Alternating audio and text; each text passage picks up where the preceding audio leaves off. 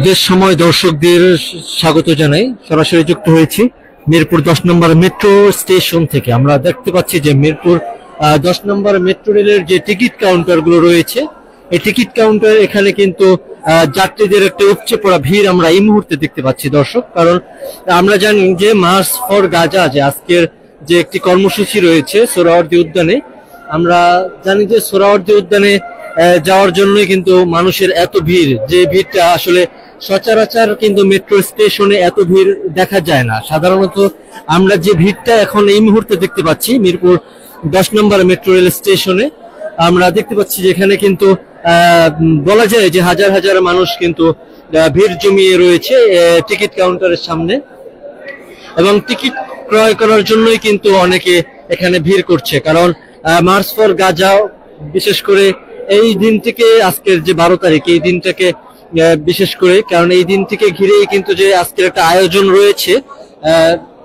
সোহরাওয়ার্দী উদ্যানে, আমরা দেখতে পাচ্ছি যে সেখানে যাওয়ার জন্যই কিন্তু বেশিরভাগ মানুষ এইখানে ভিড় করে রয়েছে আমরা দেখতে পাচ্ছি। কারণ সবাই গাজায় যে পরিমাণের গণহত্যা চালিয়েছে ইসরায়েল, এইটার যে প্রতিবাদে যে আয়োজনটা করা হচ্ছে, এই আয়োজনটা ঘিরেই কিন্তু আজকে একটু মেট্রো রেলে উপচে পড়া ভিড় দেখতে পাচ্ছি আমরা যাত্রীদের। বলা যায় যে দর্শক এখানে আসলে ঘোরাফেরা করার মতো কিন্তু কোনো সুযোগ নাই, কারণ অনেক মানুষ, এক কথায় বলতে পারি যে আমরা পুরা মানুষে কিন্তু ভরপুর মেট্রো স্টেশন। এবং আমরা যদি একটু দর্শকদেরকে জানিয়ে রাখি যে মিরপুর 10 থেকে যদি শাহবাগের দিকে যেতে চায়, তাহলেও কিন্তু রাস্তায়ও কিন্তু এই মুহূর্তে রয়েছে অনেক জ্যাম, যেটা আমরা লক্ষ্য করেছি দর্শক। যে পাশাপাশি কিন্তু অনেকে সহজে এই ভ্রমণটা করার জন্য, সহজে গন্তব্যে পৌঁছানোর জন্য কিন্তু মেট্রো রেলকে বেছে নিয়েছে, কিন্তু আমরা সেখানেও দেখতে পাচ্ছি যাত্রীদের অনেক ভিড় রয়েছে।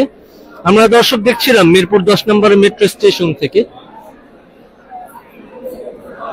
দর্শক, এই ছিল মিরপুর 10 নম্বর মেট্রো স্টেশনের বর্তমান চিত্র।